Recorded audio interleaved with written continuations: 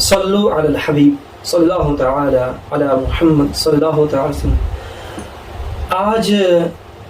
میں سیدی اعلیٰ حضرت رحمۃ اللہ تعالی علیہ کا ایک واقعہ بیان کروں گا۔ اب کتنے سچے عاشق رسول تھے، صرف باتوں سے نہیں، آپ وعظ سے نہیں صرف ثابت کرتے تھے میں واقعی عاشق رسول ہوں۔ آپ نے اپنی زندگی کے ہر لمحے میں یہ ثابت کیا کہ آپ واقعی ایک اللہ تعالیٰ کے ایسے بندے ہیں جو نبی علیہ السلام کی امت میں بھی ہیں اور نبی علیہ السلام کے سچے عاشق بھی ہیں۔ ایک مرتبہ کیا ہوا، ایک ہندوستان کی ایک ریاست تھی جس کا نام تھا نان پارا۔ اس کے نواب کی مدح میں کئی شاعروں نے قصیدے لکھے، تو سرکار اعلیٰ حضرت بھی فن شاعری میں مشہور بھی تھے اور معروف بھی تھے اور عظیم شاعروں میں سے تھے،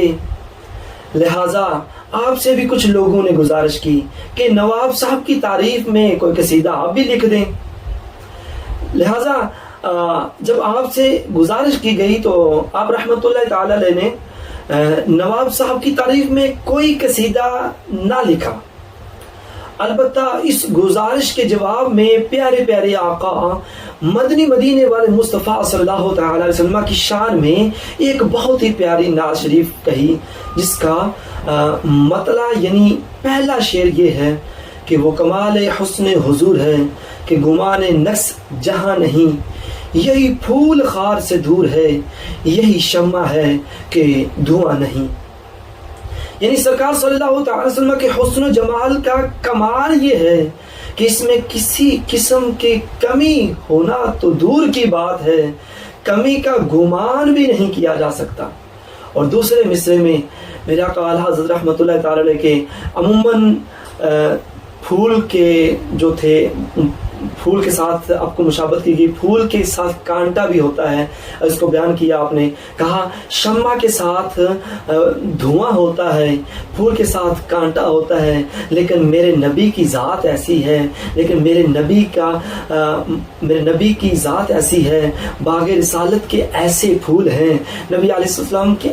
باغ رسالت کے آپ ایسے پھول ہیں جس میں کوئی کانٹا نہیں، آپ ایسی شمع ہیں، دنیا کو تو روشن کر رہے ہیں لیکن ایسی شمع ہے جس میں کوئی دھواں نہیں۔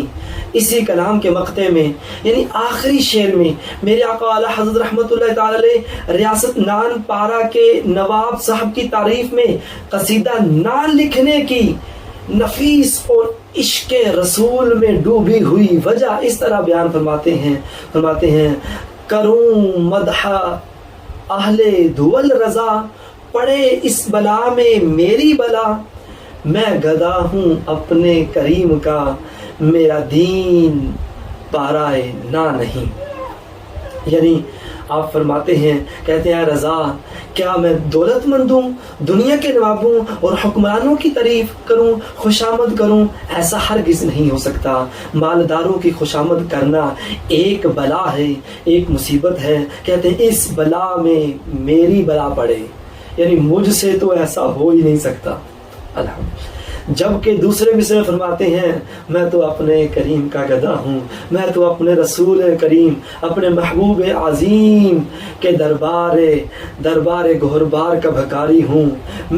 میرا دین جو ہے وہ روٹی کا ٹکڑا نہیں ہے کہ جدھر مال دیکھا ادھر ہی جھک گئے، جدھر پیسہ دیکھا تو ادھر ہی چلے گئے۔ تو آپ کے عشق رسول کے کیا کہہ رہے ہیں؟ اللہ تعالیٰ ہمیں بھی اعلیٰ حضرت رحمۃ اللہ تعالی جیسی خودداری نصیب فرمائے، آمین۔